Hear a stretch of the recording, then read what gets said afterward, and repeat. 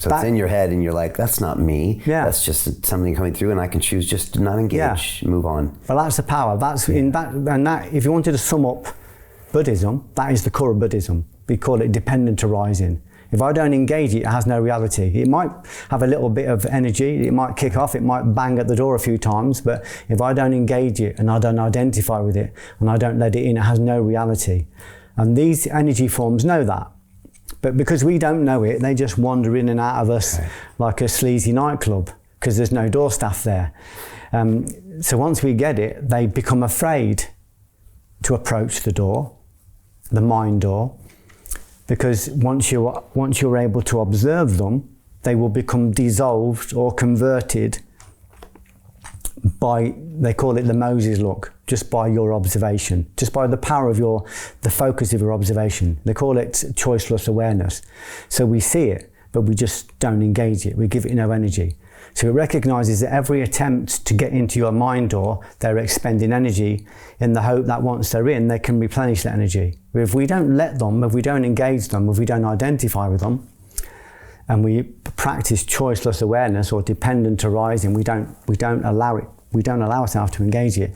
It has no reality, not only no power, but no reality.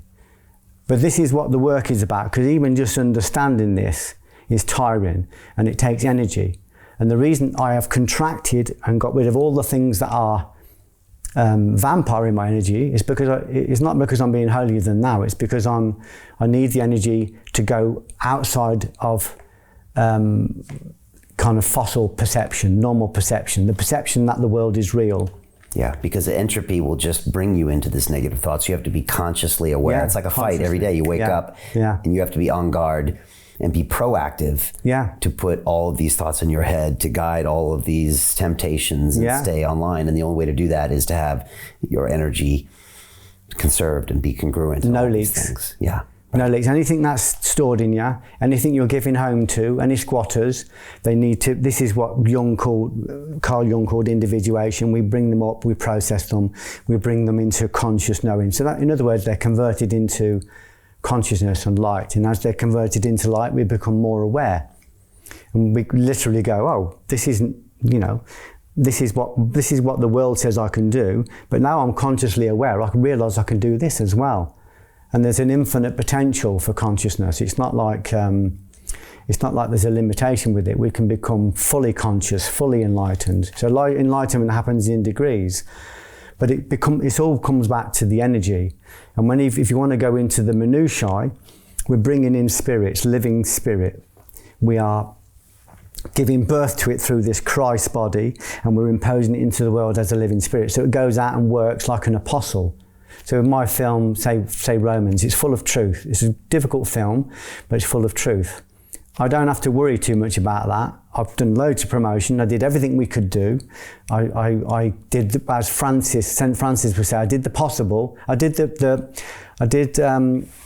necessary, and I did the possible, all of it, and I let the impossible happen on its own. And then suddenly you've got a film that's going out there, and it'll be touching lives as an intercessionary film. Intercessionary, Brian, means that it's got the Holy Spirit in it. It's got the Philosopher's Stone in it. It's got truth in it. So as an intercessionary film, I'll be going out there and working, 24 hours a day. I don't even need to know about it. Can I give you one example? This is a perfect example of an intercessionary film. One of the kids in the film is called Rory Nolan. I hope he won't mind me sharing this. I've shared it before. And he was in Europe. I can't remember where it was in Europe for a funeral, and this is when the film was released, and he played a part in the film, and he's walking down the high street in this city, which is where his girlfriend's family lived, and noticed that it was on at the cinema, and it was starting that night. So he went in and said, oh, I'm in this film. It's so weird, I'm walking down the street in a foreign country, and they said, oh, will you come tonight? And and introduce it. And he goes, yeah, well, I'd love to. Anyway, he brought his girlfriend's family. So they're all sat watching the film, and as you know, there's a part in it about a priest that abuses a kid and all this kind of thing. Anyway, so they watched the film, and they're going, oh, we'll have dinner together afterwards, and they're all talking because it's a very emotive film, it's very graphic. And the mother says, she's at the head of the table. The mother kind of it's the mother of his girlfriend, says, it's a good film, but, you know, I just don't believe it. You know, it's a very Catholic country. So I don't believe priests do that. I don't believe it's widespread. I just don't believe that happens. I just think it's, you know, I think it's an assault on the church.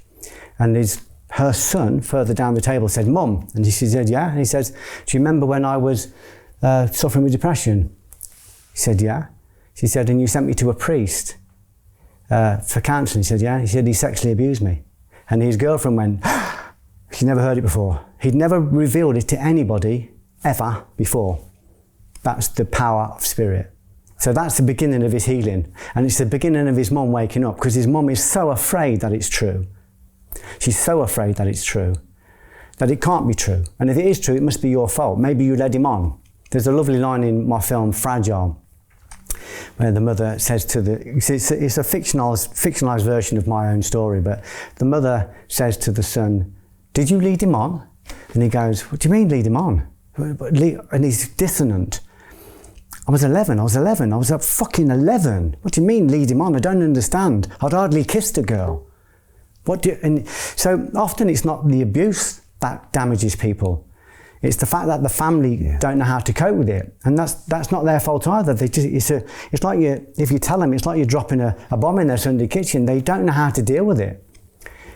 You know, there's so much fear around this kind of subject. But that's the nature of this kind of film that has an advocate in it, like a spirit in it. It goes out and it works. I don't need to know where it works. I don't need to worry about whether it wins awards or doesn't win awards, whether it sells 1 million or whether it only sells 1. I just need to do the necessary and the possible, all of it, in order to promote it, and then I'll let it do its own thing. But an intercessionary film, an intercessionary talk, and this is an intercessionary talk, we both know that because we can feel it, can't we, in the room? This will touch somebody. Maybe somebody's going to wake up at 4 a.m. in a cold sweat with a depression, and there's going to be a voice that's saying to them, I can't go on. And this will enter them as a spirit and go, there's hope. Because within that voice, within that depression, there is massive energy. There is energy that is being, there is a dark energy that contains light. That's definite. It blocks light. That's definite. Any kind of blockage stops goodness coming in. And it also filters light, because when our normal light comes in, it's filtered through the horror film of this dark perception. All of that can be changed. So Jim Rickards has just recorded a video that's not available to anyone in the public, and he's going to be talking about how this upcoming recession is going to be fast, it's going to be bloody, it's going to be nasty. But at the same time, he's going to show you how you can position yourself to profit from all of this chaos. Now, we've made this video only available to our viewers. Go to londonreal.tv/Jim. Watch that immediately. I can't say enough good things about Jim Rickards. He understands the global economic system better than any guest I've ever had on London Real. His predictions are almost uncannily true, and you can learn how to profit from his vision, from his expertise, and his understanding of economics. So go to londonreal.tv/Jim or click the link below. It's an excellent, excellent look on what's going to happen in the future and how you can position yourself to profit from that. Jim is one of the best in the business, one of my favorite guests on London Real, and he's very, very good at predicting the future and showing us all to profit from it. So click the link, and I hope you enjoy. Hey, it's Brian Rose, founder of the DeFi Academy. I've told you my 4-week crypto bootcamp is amazing, but don't take my word for it. This is what my students are saying. The DeFi Academy was an amazing experience for me. It took me totally out of my comfort zone. In this course, I was challenged, I was held accountable, and pushed to do things that honestly weren't always easy. It's been phenomenal, and I can't believe we're already up on our 4 weeks. It has flown by. Going through this DeFi accelerator by far was one of the best courses I've taken. You do this course, you really get into the nitty-gritty of the activities that will make you comfortable with decentralized finance. Thank you so much to Brian and everyone at London Real and the DeFi Academy for even putting together an amazing course like this. Anybody else that wants to do it, please sign up. It is well worth the money.